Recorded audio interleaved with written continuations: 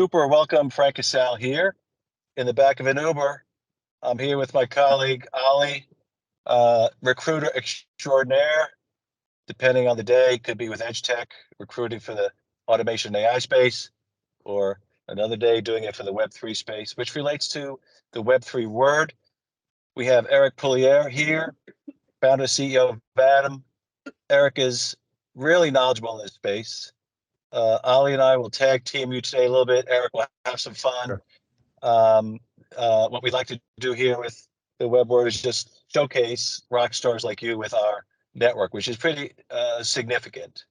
So I want to tell you something, Eric, that you don't know. I wanted to surprise you on the front end of this. Okay. So the very first person I met in the Web3 space was you. I don't know if you know that. Oh. Very first person. Yeah. So kudos to you. And when we did meet, I kind of only partially knew what the heck you were talking about. That's how early it was. But you truly are one of the pioneers. So congratulations to you, which I want to dovetail into my first question for you is, you were doing this before it was cool, before it was on the cover of every magazine and everyone's talking about it. What's the difference, if you compare then versus now? Is it just bigger and better, or is it totally different? How would you describe that? The difference between when we first started talking about this in late 2014, early 2015, and now is dramatic. The vision isn't different, but the readiness of the mass market to enable this to become a ubiquitous phenomenon, it really just wasn't there. And right now we're seeing every major company on the planet adopt these technologies. It's really, if you remember back to the 90s, we had every company starting to enable a web strategy. Then they started to get into an app strategy and a social media strategy. Well, now Web3 is on the tips of the tongues of every strategist in every company in the world. Mm-hmm. Super. One other thing I want to mention, I'll pass it back to you. I'll give you a chance to get in here. But I, to this day, meaning including yesterday, there are still people that are, let's say, less enthusiastic about how imminent the metaverse is, and the impact and the reality. There's still plenty of people there who think it's this goofy thing that's wasting everyone's time. How do you respond to that? Yeah, well, I'd respond that if you define it improperly, then I'd agree with you. If you define it as little men running around in a 3D world, trying to create a mass adoption of Fortnite for business, then I'd say, yeah, we're not quite there yet, and we may never want to be there. But if you look at it as a natural extension of the evolution of the internet for real world business outcomes across sectors, then I'd say you're improperly defining the opportunity. The opportunity is, in fact, to add certain elements that we're missing from the current web that's already infiltrated every aspect of society and every business, and add those ingredients to create a better web, a better use of the internet for everything from education to healthcare to government to marketing and advertising and loyalty and entertainment. There's nothing it won't touch. No, that's a great way to clarify, and I will use that next time. Ali, I'll pass it your way, buddy. Thanks for joining us, Eric. I know that you guys are doing a lot to help this, and we've spoken about it before, what you'd call the convergence. So what would you see as the timeline for convergence when we stop referring to it as Web3, when it becomes ubiquitous and people are, I guess, using it without even realizing they're using it?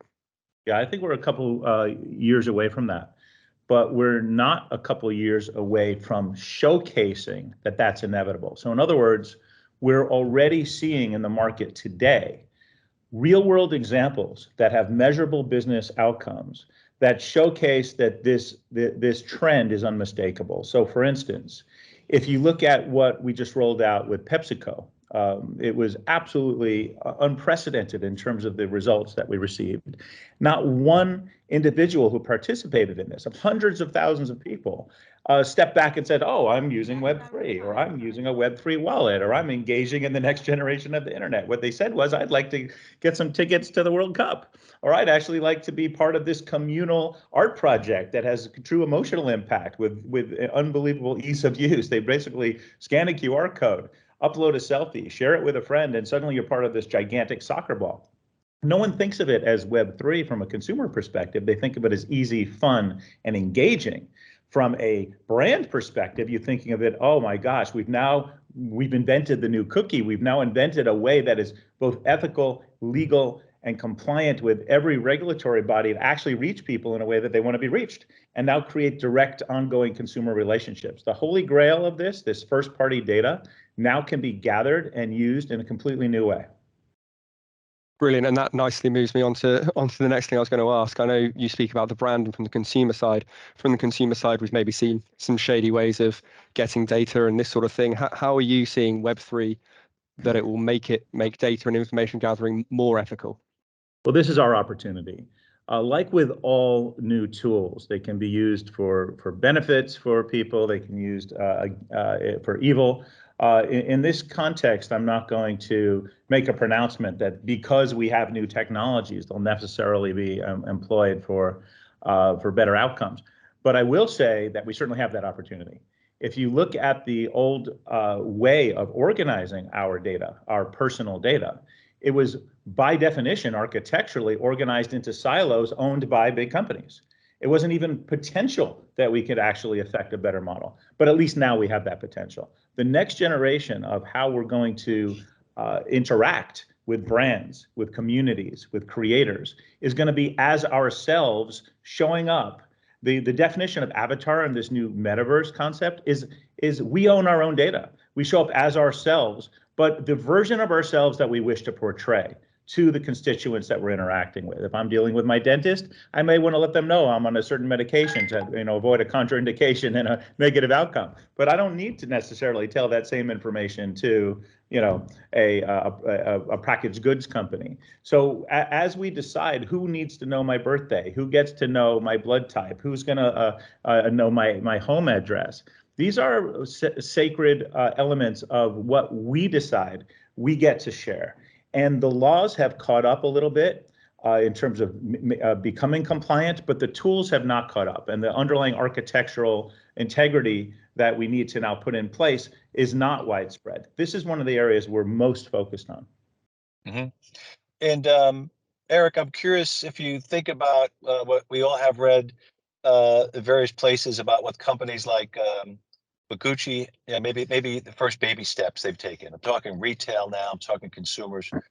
Gucci, Hugo Boss, I think Nike, and maybe one or two others. And is it a coincidence that we see so many people in the kind of the retail space moving here, or do you believe, like many do, that the future really for e-commerce is in the metaverse? What do you think? The future for e-commerce is where people go. People are going to be in what we are now calling metaverse, but the definition of metaverse is going to move from this idea of necessarily, which I don't think is a good idea actually, of going into a 3D shopping mall and walking from place to place and walking to a store in a dramatically less efficient version of Amazon. That's not really very attractive. But what is attractive is people going to where people are to interact with other people. So in other words, the next generation of e-commerce starts to look like the old generation of brick and mortar commerce, where you actually could shop with your mom and run into a sales associate and chat about something interesting, whether it's the weather or actually the pros and cons of a certain product. You're creating an emotional connection.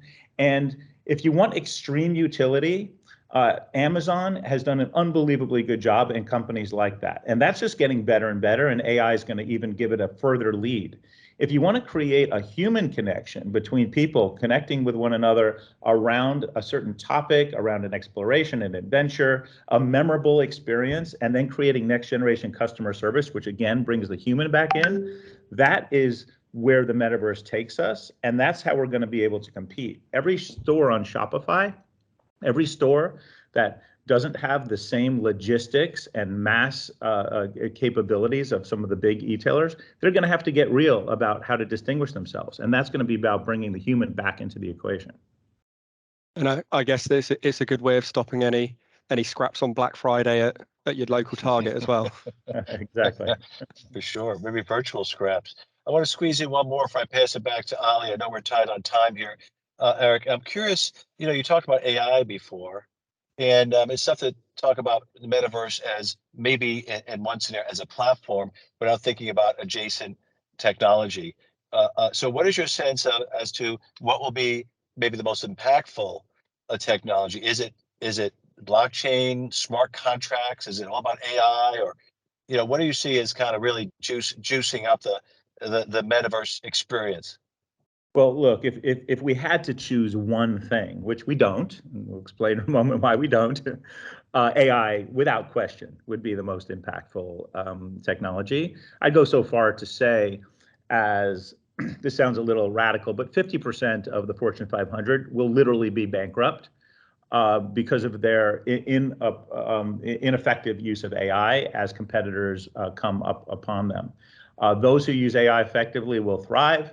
Those who don't will shrink and dwindle. That said, AI alone is useless without the accoutrements around it, the other technologies that converge to create this superior end user experience, this experience for consumers, experience for business constituents. Now, if you look at the definition of Web3, a lot of people move very quickly to say, well, it's the web based on blockchain. I don't like that definition. I feel like we've taken on this kind of responsibility to explain to people why it's better than the last generation, why it's improved from the last generation. It's not just about decentralization alone. It's about this convergence of technologies, including decentralization, including AI, including AR and VR, including 5G and other things that will help with accessibility for, at scale. And so when you start to add these various technologies together, what you get is, first of all, mass personalization at scale, which is what we need. We need these direct relationships to now unfold between those who own their own wallet and the brands and consumer brands and creators and communities that they want to engage with. That's going to be incredibly important from the ground up to reach them, and then to enable people to be more creative. I'm not afraid of AI as really a force of evil to bring plagiarism into a tidal wave of mediocrity. I think it's the opposite. I think it's going to empower every one of us to find our best selves and to gain the creative muscle to really express ourselves more effectively. Awesome. Ali, we have time for one more. I want to give it to you, buddy. Thanks so much. Yeah, I think one thing, obviously there are loads of people at the moment who are really interested. They want to get involved, they want to do something, they want to shift their careers into it. What do you think are the things people should be looking into, should be researching, should be trying to upskill themselves on to give themselves the best shot in this new industry? Well, there's a couple things. There's groups like Vatom. You can go to www.vatom.com that are releasing self-service tools for everyone from experts to novices. We do the drag and drop no code tools all the way up to the APIs and SDKs for the advanced developers to build whatever they want. So finding platforms like that where you can experiment and build your own metaverse, build your own online shopping experience or your own training or educational experience, and really experimenting, I think is really important. Go back to the early days of desktop publishing or of Photoshop and the ability to take these tools and now build new things. You can't advance without playing with it and putting in the time, but you really can move extremely fast. Also, playing with prompts and new ways of using AI and the various systems, depending on your level of technical expertise, you can start at the top and really start to understand how these new tools are going to affect you in your business or your business aspirations. All of this is now incredibly new, but I've never seen exponential curves like this in my lifetime. We're talking about like direct vertical up curves. You look back at the end of this interview and you're going to see things dramatically different than when we started. It's a fun time. Awesome. Thank you so much, Eric. I appreciate your time. For those viewing this and want to check out the company, what's the URL? www.vatom.com stands for virtual atom, VATOM. Oh, Autumn, that's awesome. And Ollie, if somebody wants to hire a Web3 expert, a metaverse expert, a blockchain expert, they could call you, right, Ollie? Is that true? Anytime, 24 hours a day, 7 days a week. I'm like the metaverse. I'm always open. Awesome, awesome. Well, super. Eric, this was awesome as I knew it would be. Ollie and I agreed even before this that we'll want to come and hit you up again and do another. So thank you so much. Thank you. You really know this space, you know, one of the best. So we appreciate your time. Good luck So to you, my friend. Take care. Thank you. Have a good day. Take care. Thank you. Thanks so much.